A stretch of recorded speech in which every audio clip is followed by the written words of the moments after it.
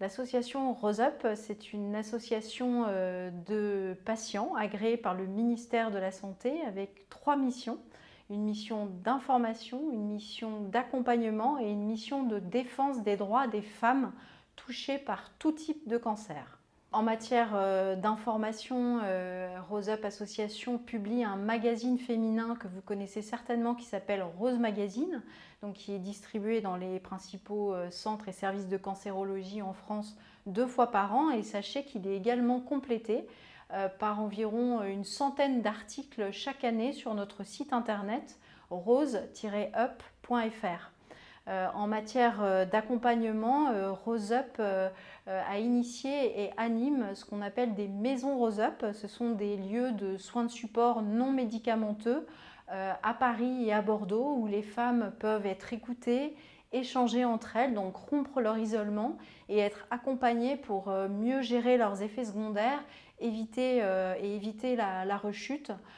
Voire aussi après les traitements sur tout ce qui est accompagnement au maintien et au retour à l'emploi. Et depuis le 1er juin, nous avons lancé une nouvelle maison Rose Up à distance qu'on appelle Ma Maison Rose Up qui permet d'offrir à ces femmes un accompagnement où qu'elles se trouvent en France depuis chez elles avec des webinaires, des ateliers en ligne avec toutes les thématiques qui sont proposées dans les maisons physiques. Donc on a vraiment eu à cœur de mêler le numérique au service d'un accompagnement humain. Enfin, Rose Up a une 3e mission qui est la mission de plaidoyer, donc de défense des droits des patients. Et c'est dans ce cadre que l'association, depuis sa création en 2011, a combattu et obtenu plusieurs avancées progressives au fil du temps, en 2016 dans un premier temps et encore plus récemment sur toutes les questions d'accès à l'emprunt et en particulier de ce qu'on appelle le droit à l'oubli. Bien, le droit à l'oubli, c'est le droit, au bout d'un certain temps, de ne plus déclarer son cancer passé et guéri lors de la souscription d'un emprunt.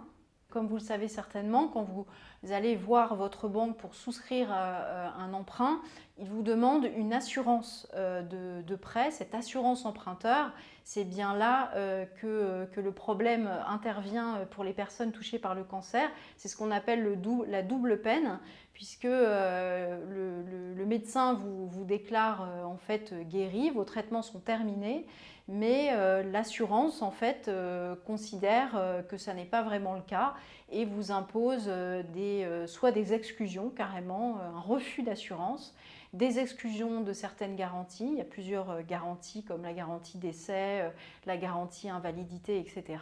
Ou alors des surprimes très importantes qui peuvent être en moyenne de 300%. Donc finalement, c'est un véritable obstacle. Donc c'est pour ça que Rose Up, depuis sa création, s'est beaucoup intéressée à cette question et a agi auprès des pouvoirs publics pour inscrire ce droit à l'oubli dans la loi.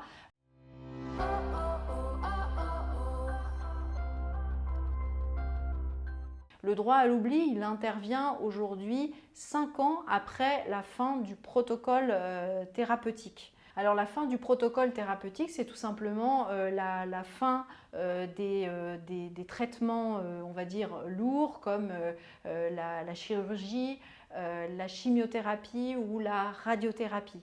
Donc c'est à la fin de ces traitements que commence le délai d'accès au droit à l'oubli. Ne sont pas considérés dans ce délai de 5 ans tous les traitements de soutien par immunothérapie, hormonothérapie, voilà. Donc ça, on n'a pas à en tenir compte dans ce délai de 5 ans. Donc avant ces 5 ans, ce délai de 5 ans, en fait, il y a une énorme avancée qui vient d'être obtenue, c'est la suppression pure et simple du questionnaire médical, donc de la sélection sur des critères médicaux dans certains cas.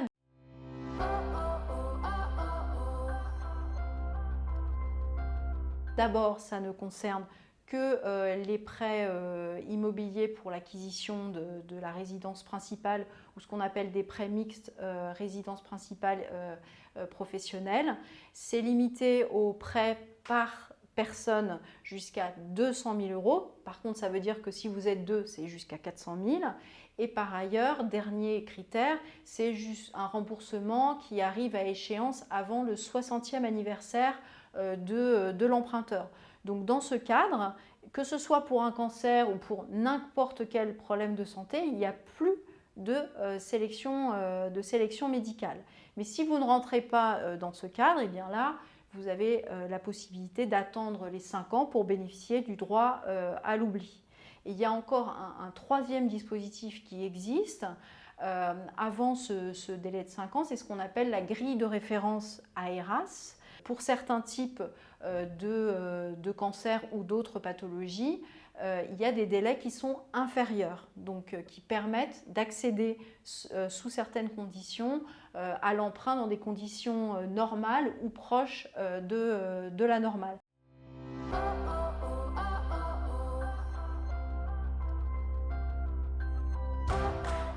Donc 5 ans après la fin des traitements par chirurgie, radiothérapie ou chimiothérapie, vous bénéficiez du droit à l'oubli, donc vous n'avez pas à déclarer votre cancer passé et donc guéri dans les questionnaires médicaux qui vous sont proposés par l'assureur en garantie d'un prêt immobilier ou d'un prêt professionnel par exemple. Et donc de fait, vous ne pouvez pas être surprimé ou vous voir opposer un refus en raison de votre cancer.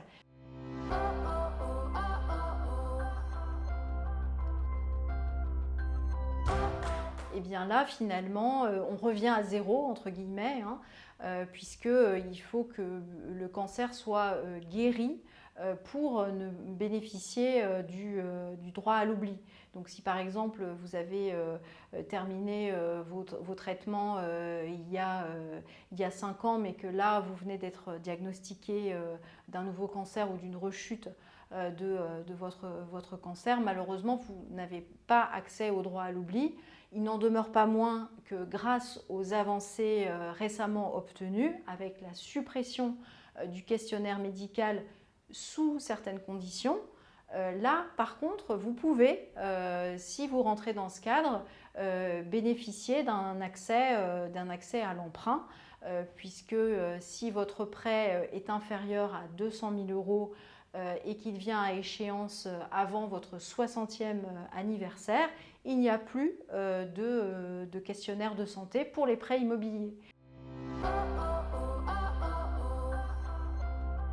Aujourd'hui, pour des personnes qui ont ou qui ont eu un cancer, il y a eu de grandes avancées qui ont été obtenues depuis 2016, progressivement, avec le droit à l'oubli, la suppression de la sélection médicale et la grille de référence AERAS. Donc il y a des solutions en fait dans de nombreux cas.